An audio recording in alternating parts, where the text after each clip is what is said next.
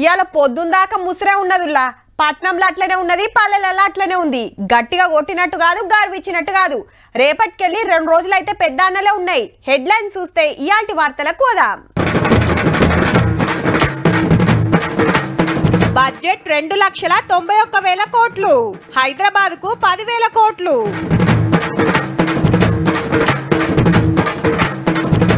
అసెంబ్లీకి వచ్చిండు సారు అరుసుకుండ్రు ఆర్పార్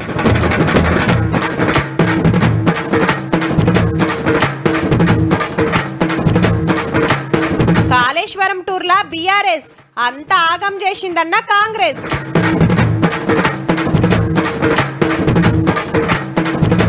ఢిల్లీల జగనన్న అసెంబ్లీల చంద్రన్న 2 పార్టీల కేసుల సినిమా సూపర్ అన్న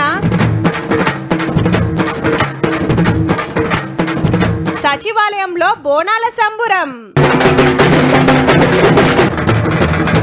చల్ ఇదేం బడ్జెట్ అన్ని 2 రాష్ట్రాలకేనా మేము పన్నులు కడతలేమా మాకు అన్యాయం చేసిరు మా రాష్ట్రం పేరు సుతవల్కలే అని సెంటర్ బడ్జెట్ మీద జంగులేపిండ్రు నిన్న మన అసెంబ్లీలా ఢిల్లీకి పోవాల్సిందే మనకు కావాల్సినే రావాల్సిన వాటి కోసం కొట్లాడాల్సిందే అని డిసైడ్ చేసిండ్రు అన్ని పార్టీల లీడర్లు సెంటర్ బడ్జెట్ చేంజ్ చేసి తెలంగాణకు ఎక్కువ పైకం ఇవ్వాలని అసెంబ్లీలో ఏకగ్రీవ తీర్మానం కూడా జరిగాయి ఇక ఇవాళ తెలంగాణ బడ్జెట్ పెట్టిండ్రు చూద్దాం పాండ్రి మరి ఇదెట్లుందో చలో అసెంబ్లీ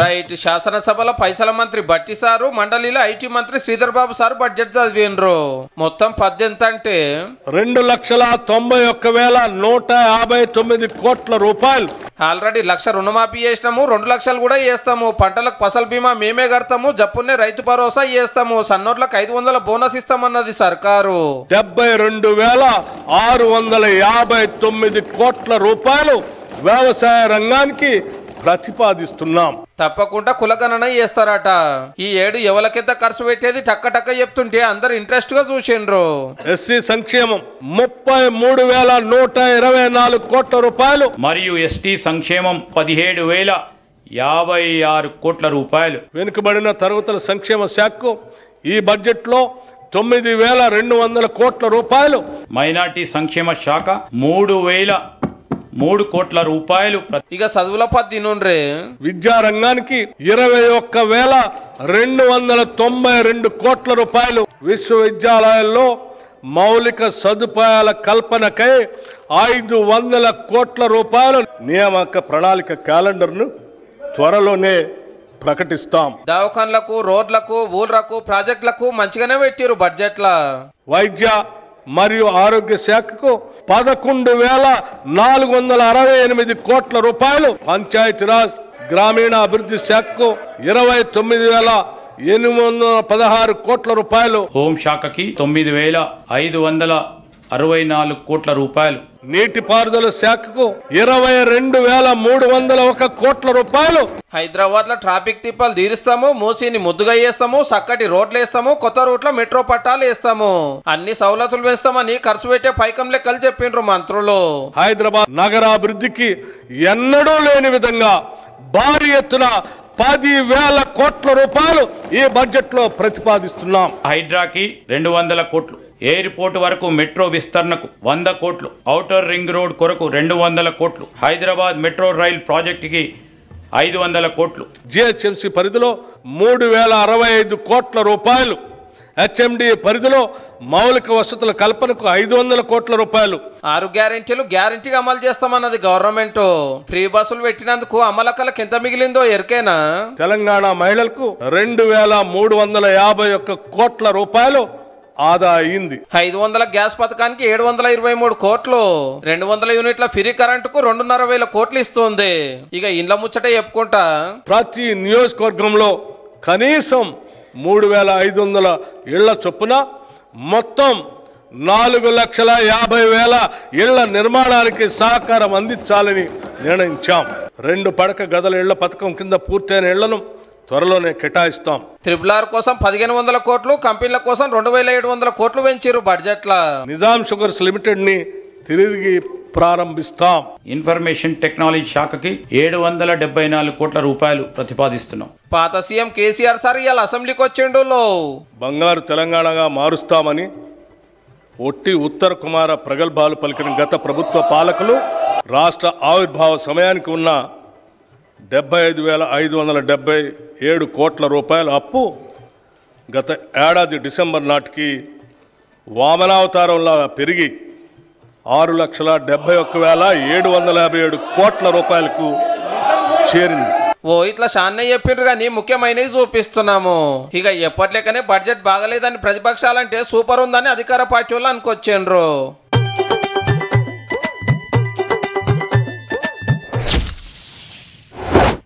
ఎక్కడిది ఇవాళ ఏ టీవీలో చూడు, ఏ యూట్యూబ్ ఛానల్ పెట్టు, ఎవరి ఫేస్బుక్ చూడు, వాట్సాప్ చూడు, గాసార్ వీడియోలే, గాసార్ బొమ్మలే, గాసార్ ఫోటోలే. ఇక గులాబీ పార్టీల సంబురం అయితే చిన్నగా లేదబ్బా. పార్టీ పవర్లకు వచ్చినట్టు కేసీఆర్ సార్ సీఎం అయినట్టు ఫీల్ అయిన వాళ్ళు కూడా ఉన్నారు. ఎందుకు అంటారా? హౌ గందుకే పాత వీడియో కాదుల్లో గౌరవ ప్రతిపక్ష నాయకుడు ఇవాళ అసెంబ్లీకి వచ్చిండు. పవర్ పోయిన 8 నెలలకు రెండో పారి అసెంబ్లీ సమావేశాలు చాలైనాక మూడో నాడు పాత ముఖ్యమంత్రి సార్ దర్శన భాగ్యం కలిగింది సభల. 10 ఏళ్ళు ఇటుకూకున్న సారు ఇప్పుడు అటుకూకున్నాడు. వెనకాల 100 మంది ఉండేటోళ్ళు ఇప్పుడు 28 మందే ఉన్నారు. పైసల మంత్రి బట్టి సార్ పద్దులు చదువుతుంటే ఇన్నాడు. గత ప్రభుత్వం చివరి దశ నిర్మాణంలో ఉన్న చాలా ప్రాజెక్టులు పూర్తి చేయకుండా నిర్లక్ష్యం వహించింది. చర్చలు గిర్చలు ఉండయి, మాట్లాడే అక్కరే ఉండదు. బడ్జెట్ ని వెళ్ళిపోవడే కాబట్టి అటెండెన్స్ వేసుకుంటానికి వచ్చినట్టుండు. అధ్యక్షుల వారు అసెంబ్లీకి వచ్చుడు కూడా ఒక పండుగ లెక్కనే వేసుకున్నారు. కారోళ్ళు ముసుట్ల దడుచుకుంటానే ఎమ్మెల్యేలంతా సారింటికి పోయి తోలుకొస్తే చిన్నగా వచ్చి కారెక్కిండు. గుమ్మడికాయలు కొట్టుడు, గుల్పులు చల్లుడు. అబ్బా మా సార్ అసెంబ్లీకి పోతుండనే మనోళ్ళ ఆనందము ఆనలు అలుగులు వారిందనుకో రాదుండ్రి.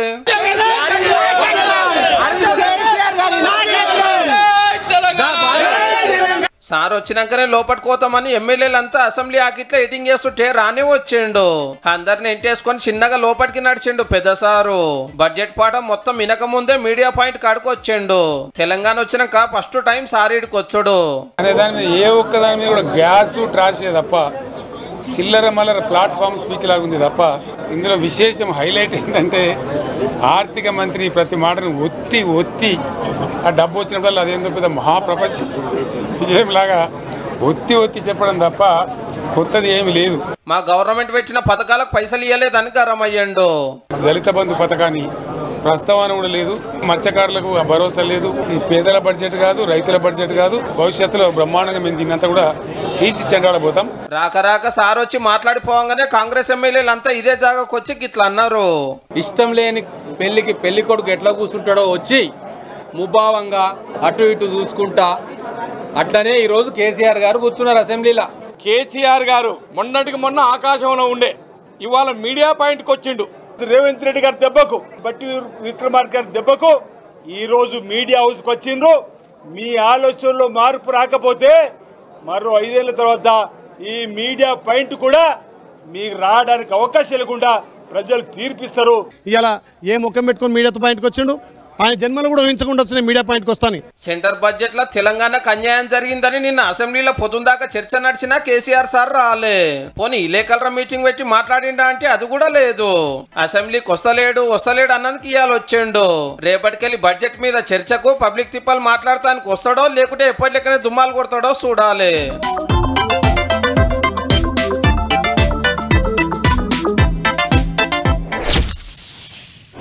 కారేలు వడిలా ఎట్లుండెనుల్లా మైకు దొరికితే చాలు కాళేశ్వరం గొప్పలు కథలుగా చెప్పేది అప్పటి మంత్రులు ఎమ్మెల్యేలు. కారుకు టక్కరై బ్యారేజ్ల భాగోతం బయటపడుతుండే వరకు కిక్కు మనలే ఒక్కల్సుతా. అప్పట్లా బస్సులు కట్టుకొని కాళేశ్వరం టూరుకు పోయినోళ్ళు కాముషైరు ఒక్కపారే. ఇక ఇన్నొద్దులకు మేడిగడ్డ బాట పట్టిండ్రు బీఆర్ఎస్ ఎమ్మెల్యేలు. మరి ఎందుకు పోయినరు, ఏం చేసిండ్రో అరుసుకోవాలి కదా. చెలో కాళేశ్వరం టూర్లు ఉన్నారు కారోల్లో. అసెంబ్లీ బడ్జెట్ ఒడవంగానే అందరు శామరిపేటలో కలుసుకొని కరీంనగర్ బయలుదేరిండ్రు. సీదా లోయర్ మానేర్ డ్యామ్ కాడ దిగేండ్రు. ఎమ్మెల్యేలు ఎమ్మెల్సీలు లీడర్లు అంతా మల్క తిరిగినారు. మేడిగడ్డ మేడి పండు అయిపోయిందని, మేడిగడ్డ ఏదో కొట్టుకపోతుందని, లక్షల కోట్లు కొట్టుకపోయినాయని మీరు చేసిన ప్రచారాలన్నీ ఉత్తివే అని చెప్పి స్పష్టంగా తేలిపోయింది. రాత్రి రామగుండంలో బస చేసి తెల్లారంగానే భూపాలపల్లి జిల్లాలో ఉన్న కన్నెపల్లి పంప్ హౌస్ కాడికి పోతారు. ఆడికెళ్లి మేడిగడ్డకు మేం కట్టిన ప్రాజెక్టుకు ఏం కాలేదు, పిల్లలు ఉంగినందుకే ఏదో జరిగినట్టు చేస్తున్నారు, ఆనకాలంలో కూడా గట్టిగానే ఉన్నాయని లోకానికి సాటింపేసే ప్రోగ్రామ్ అన్నట్టు. అయితే సర్కారు వాళ్ళు ఏమంటారంటే ఎట్లుంటదంటే వీళ్ళ ఆలోచన నీళ్ళు ఎప్పుడైతే వర్షాలు పడ్డాయో 3-4 రోజుల నుంచి నీళ్ళు ఎట్లయినా వస్తున్నాయి, మేము బోయినంగా వస్తున్నాయని చెప్పుకోవడానికి పోయేటువంటి ప్రయత్నం చిన్న చిట్కా. నేను దుమ్మిన సమయంకు నీ ముక్కు ఊసిపోయింది, నేను దుమ్మితేనే నీ ముక్కు ఊసిపోయింది అన్నట్టు ఉండాలన్నట్టు లెక్క చెప్పుకునే ప్రయత్నం. ఆంధ్రప్రదేశ్ రాజకీయాలు వేడి పుట్టిస్తున్నాయి. అధికార ప్రతిపక్షాల మధ్య వైరం మరింత ముదురుతోంది. దాడులు ప్రతిదాడుల అంశం తీవ్ర చర్చనీయాంశంగా మారింది. రాష్ట్రంలో శాంతి భద్రతలు క్షీణించాయని వైసీపీ ఆరోపిస్తున్న వేళ మీ హయాంలో ఏం జరిగిందో అప్పుడే మర్చిపోయారా అంటూ టీడీపీ ఎదురుదాడికి దిగుతోంది. ఢిల్లీలో జగనన్న ఫోటో ఎగ్జిబిషన్ పెడితే ఆంధ్ర అసెంబ్లీలో చంద్రన్న పెట్టిండు. టీడీపీ గవర్నమెంట్ మా వాళ్ళ మీద అటాక్ చేస్తుంది, కేసులు పెడుతుందని ఆయన, అప్పట్లో వైసీపీ గవర్నమెంట్ మా వాళ్ళని సతాయించిందని ఈయన. ఆడ పేద టీవీలో బొమ్మలేసి చూపిస్తే ఈడ పేద టీవీలో బొమ్మలేసిండ్రు. కేసులు పెట్టిన వాళ్ళు మీరు ఒకసారి లేండి.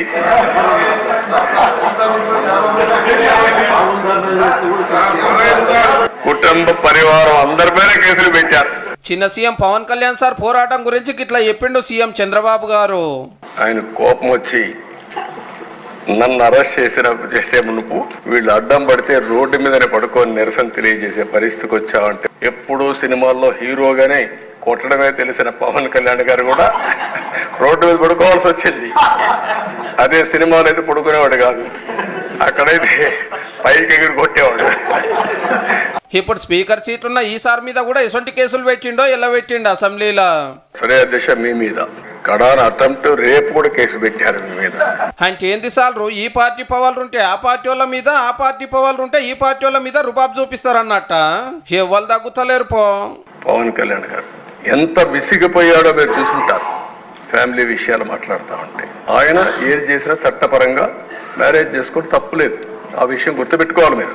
నువ్వు కూడా ఇన్నిసార్లు కలవరిస్తున్నావు, పోయి కాపాడు చేయాలని చేయబోయా అని చెప్పా ఆనాటి ముఖ్యమంత్రిని.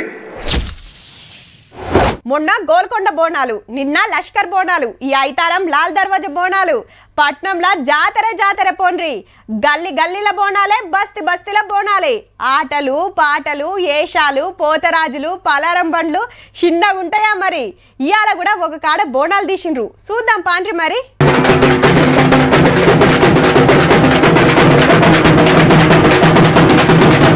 సచివాలయంలో బోనాల సంబరం జోరున్నది పో.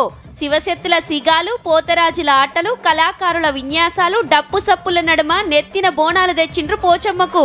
మంత్రులు కొండ సురేఖ మేడం, పొన్నం ప్రభాకర్ సార్ వచ్చి మొక్కులు పెట్టిండ్రు. మంచి ప్రభుత్వం వచ్చింది, మంచి వర్షాలు రావాలి, మంచి పంటలు పండాలి.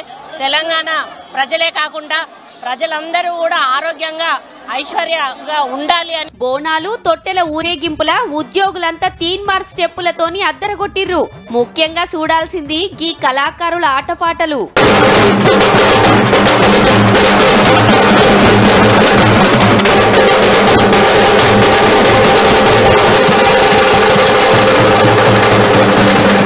అటెన్కి అందరు పోటువలు దిగి బంతి భోజనాలు చేసిండ్రు.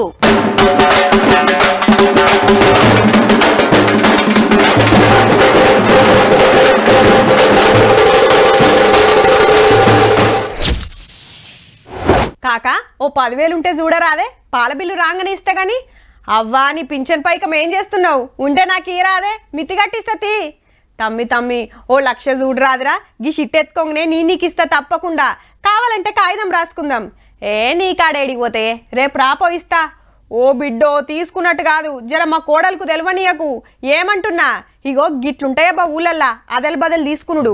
అయితే ఓ ఊర్లో ఏమైందో చూడు రిజరా. ఊరోళ్లే కదా అని నమ్ముతా అందిన కాడికి కూడ్చుకపోయిన ఉత్తమ అన్నదమ్ముల కథ ఇది. యాదాద్రి జిల్లా గొల్లెపల్లిలో 2 కోట్లకు ముంచి అవతల పడ్డారు. ఊళ్ళో కిరాణా దుకాణం నడిపేదట. కాక మామ తాత అవ్వ అని కమ్మగ తీయగా మాట్లాడుకుంటూ ఒకలకు తెలవకుంటూ ఒకరు అప్పులు చేసిర్రట. మొదట్లో మిత్తిలి గిట్లా మంచిగానే ఇచ్చేదట. వడ్డీలు ఇచ్చేసరికి నమ్మకం కలిగింది. ఇంకేమైనా ఉన్నాయో చూడు, ఇంకేమైనా చూడు, మీ అమ్మ దగ్గర ఉన్నాయో చూడు, మీ కోడల దగ్గర ఉన్నాయో చూడు, మీ బిడ్డ దగ్గర ఉన్నాయో చూడు, ఇప్పి రాదు, మేము ఇలా హైదరాబాద్ ఇల్లు కొంటున్నాం. ఊరోళ్ళకు సుతా నమ్మిక అనిపించే వరకు మనోళ్ళ తానే సిటీలేసుడు పెట్టిండ్రు. ఇక మంచిగా మోకా చూసిండ్రు. మేము పట్నంలో ఇల్లు కొంటున్నాం, ఏమన్నా పైసలుంటే చూడు రాదు అని కొడుకు తెలియకుండా తండ్రి తాన, అత్తకు అనుమానం రాకుండా కోడలు కాడ, భార్యకు తెలియకుండా భర్త, భర్తకు తెలియకుండా భార్య తాన పైసలు తీసుకున్నారు. ఫస్ట్ 150,000 ఇచ్చిన, మళ్ళా తర్వాత వాళ్ళ తమ్మినికి జాబ్ వస్తుందంటే 150,000 ఇచ్చిన. పోరు పెడుతున్నా కొడుకు, నువ్వు నాకు ఎరక లేకుంటే ఎట్టిచ్చినవని. ముసలోళ్ళు ముతుకోళ్ళు అని ఏం లేదు, అందరు తాను అప్పులు చేసిర్రట. 140,000కు 10,000 మిత అయితే 150,000 రాసుకొని 6 నెలలకు ఇస్తా అని కాగితం పెట్టుకోండు. మస్తు మంది ఇచ్చిర్రు, వీళ్ళ మొత్తం సగం మంది ఇచ్చిర్రు. 66,000 బాకీ ఇది వరకు ఇచ్చేది పుచ్చేది. ఒక్కొక్కరు తాను 1,000 రూపాయల కంచెలు 7 లక్షల దాకా గుంజి రాత్రికి రాత్రే పరారైనరట పనిమంతులు. ఓ కొడుకు మోసపోయినవని ఆలస్యంగా తెలుసుకొని లబ్బ మొత్తుకుంటా పోలీస్ స్టేషన్ లో కంప్లైంట్ ఇస్తే దొరకబట్టే పని నడుస్తుందిగా. పక్కూర్ల సుత పంతనం చూపెట్టిరటుళ్ళు. ఏం మనుషులు ఉన్నారా నాయన, ఆపతున్నోళ్ళకు సుత పైసలు పుట్టకుండా మల్లోగల్ని నమ్మకుండా చేస్తిరి.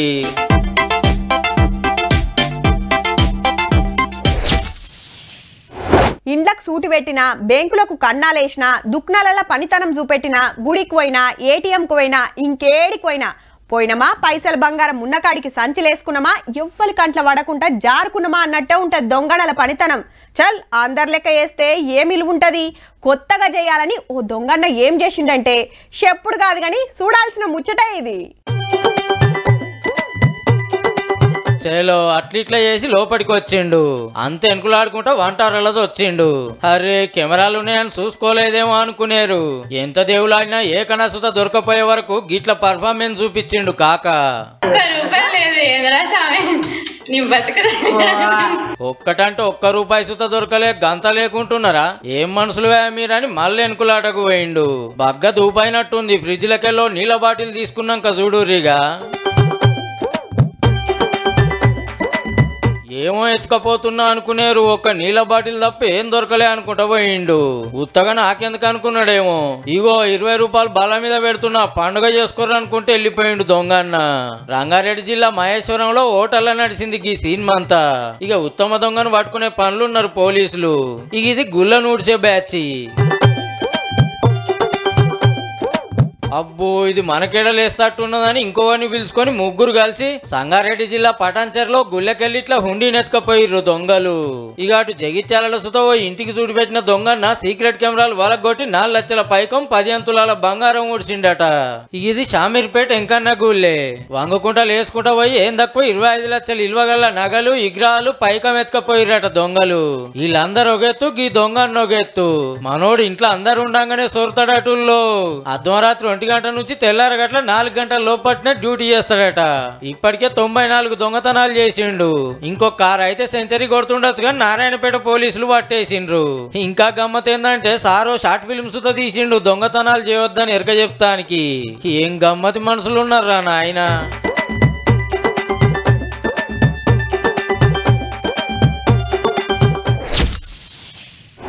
ఏమాయా ఇక అటే అరుచుకుంటావా, ఇటు రావా అని మనోళ్ళంతా బతిమలాడితే పాపం బగ్గనే తిప్పలైతుండొచ్చని ఈ నడమనే వచ్చి దమ్మార చంపుతుందానా. ప్రాజెక్టులు నింపింది, జలపాతాలు దుంకిస్తుంది, పంటలకు ఆసరైతుంది. అయ్యో మొత్తానికే ఇటే ఉంటే ఎట్లా అని అటు దేశం మీది బాజుకు అరుచుకుంటేనే ఇటు కింది బాజుకు సుతా ఒక అన్నేసింది. మన తాను ఎట్లున్నదో చూస్తూనే ఉంటుంది, అటు మీది బాజుకు ఎట్లుందో చూడాలే కదా. నడువులకెళ్ళి నది వారుతున్నట్టే ఉన్నది పోర్రి. మహారాష్ట్ర పూణెలా ఆన దంచుతుండే వరకు నదులు వంగుతున్నాయి. రోడ్లు కాలనీలు ఏడ చూసినా వరదే. బండ్లన్నీ నీళ్లల్లో ఎట్లా మునిగినేవు. ఇక నడుములోతు నీళ్లల్లా పబ్లిక్ ది చిన్న తిప్పల కాదు. వరద ఎక్కువైతుంటే పడవలు తెచ్చి పబ్లిక్ ను ఏరే జాగలకు పంపిండ్రు. 4 కాలం చేసిరంటే చూడూరిగా ఎట్లున్నదో. అటు బొంబాయిల సుత బగ్గనే పడుతుందానా.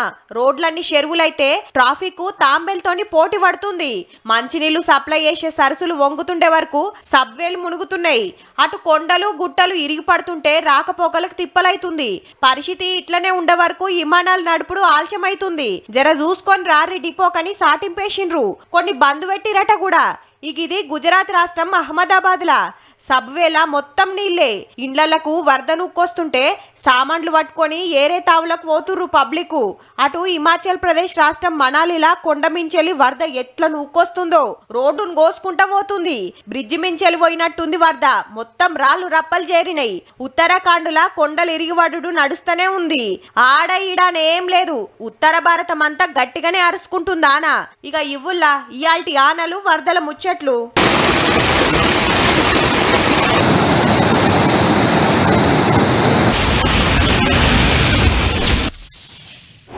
ఏ ఊకే మన వార్తలేనా అబ్బా? ఓ మలక ఏరే రాష్ట్రానికి సుధా పోయేద్దాం పాండ్రి. ఏదో ఏరైటిగా నడిచిందట. మంచిగా దోస్తులంతా టూర్కు పోయినట్టుండ్రు. గానా బజానా తోటి ఫుల్ ఎంజాయ్ చేస్తుండ్రు అనిపిస్తుందిలే. కానీ కాదు, వీళ్ళంతా బీజేపీ జేడీఎస్ ఎమ్మెల్యేలు. ఉన్నది కర్ణాటక అసెంబ్లీలా. పరేషాన్ కాకుర్రి. ఇది పగటిలు కాదు, రాత్రిపూట. అర్ధమరాత్రి దాకా పాటలు పాడుకొని ఎవ్వలకు ఏడ జాగ దొరుకుతాడ మల్సుకోమన్నారు. ఏదో ఎరైటీ నిరసన. ఓ స్కామ్ మీద ఎంక్వైరీ చేయాలని పొద్దంత అసెంబ్లీలో కొట్లాడినా సర్కార్ పట్టించుకోలేదట. సభ వాయిదా పడ్డా ప్రతిపక్షం బయటికి రాలే. చీకటైనాక లోపటికి బువ్వ తెప్పించుకొని తిన్నారు. అట్లనే నైట్ డ్రెస్లు బిస్తర్లు మెత్తలొచ్చినాయి. పబ్లిక్ కోసం మేమెంత కొట్లాడినామో చూడుర్రని మంచిగా వీడియోలు తీసి సోషల్ మీడియాలకు ఎక్కిస్తే కర్ణాటకలా ఫుల్ గిరికలు కొడుతున్నాయి. ఏహే, సభల మా మాటింటలేరని ఎల్లిపోడు కంటే రాత్రంతా అసెంబ్లీలోనే ఉండి ఎరైటీ నిరసనతోటి ఇట్లా కూడా సర్కారు మీద కొట్లాడొచ్చని చూపించిర్రన్నట్టు.